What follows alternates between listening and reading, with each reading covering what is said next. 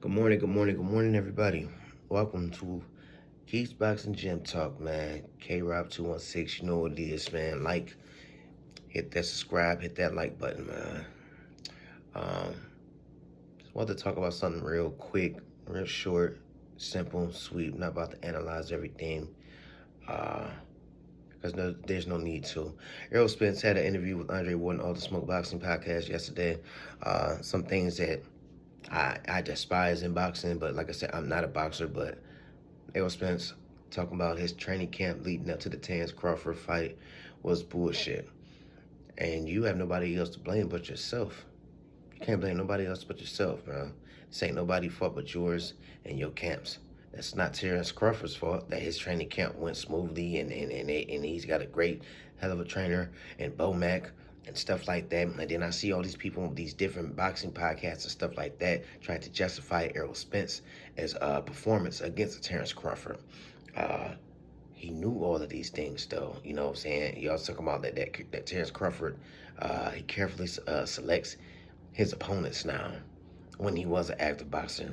Y'all say the darndest things. Y'all say the darndest things. Y'all say the darndest things. That's all I can say about that. How does he carefully select all these opponents that he's fight? So he carefully selected Sean Porter then, huh?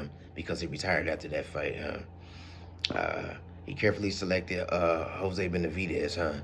He carefully selected Amir Khan. He got what was available to him because he was a top-ranked ESPN fighter. He was blackballed. All the good fighters and stuff like that, whatever you want to call them, all the famous fighters, all the good fighters that when the welterweight was at the peak a few years ago was with PBC.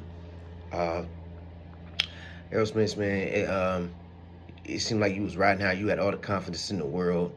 I remember at the weigh-in, you shook his hand. You said, "I thank you for this fight. I thank you for this." You was confident, like you knew that you was going to tear him apart. It's nobody's fault that you was inactive. You didn't take a tune-up fight after you fought Ugas, and then you signed on to fight Terrence Crawford. That was your confidence. I'm not going to say that it was so arrogance or anything like that, but maybe it was a little bit of arrogance because you know, you didn't take the time or didn't nobody tell you in your corner, maybe we should take a tune-up, just like Terrence Crawford did when he faced David Evanesian. I think it was December or January of that year in 2023 or whatever. He took his tune-up. He did what he had to do. He trained for that fight. So, yeah, 7-8 weeks and you didn't have a sparring partner. That's on y'all. Why would you do that?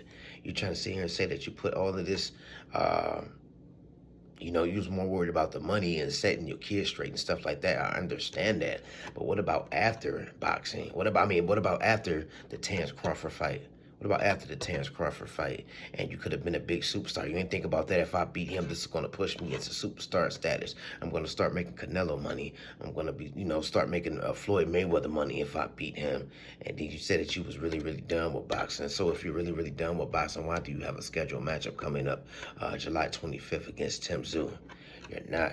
Just take your losses, and man, I get tired of these excuses in boxing. Y'all want to bring it up to, like years later, and stuff like that, man. You know, Deontay Wilder with his ridiculous excuses and all types of stuff. I've been hearing all of them, man. I've been hearing all of them. Terrence Crawford was the better man that night. He didn't selectively pick you. You had all three of the belts. You've had the IBF belt, handicap for a long time. I mean, you kidnapped the belt, for IBF belt, for a long time. You beat Ugas, you beat Danny Garcia. I mean, yes, the car accident probably could have did slow you down, but I would have thought about that before getting into the ring with somebody like a Terrence Crawford, anomaly like Terrence Crawford. Crawford didn't handpick nobody, didn't carefully select nobody. Crawford would take on the best challenges. You see what he did with Canelo Alvarez. People are going to say that I guess he picked Canelo Alvarez now. And he picked Alvarez because he was a small super middleweight, but he was a significant underdog against Canelo. So, you know, Errol Spence, I love you. You know, I do want to see you win against Tim Tszyu. I do want to see you be a champion again. But let's not start with these excuses and stuff like that, man. Let's start with some accountability, man. Terrence Crawford was just going to beat you any day of the week. It wouldn't matter if the car accident didn't happen, if he was active. Terrence Crawford was going to beat you, brother. And that's all I got to say about that. You guys have a good day. I will drop another video later on this week.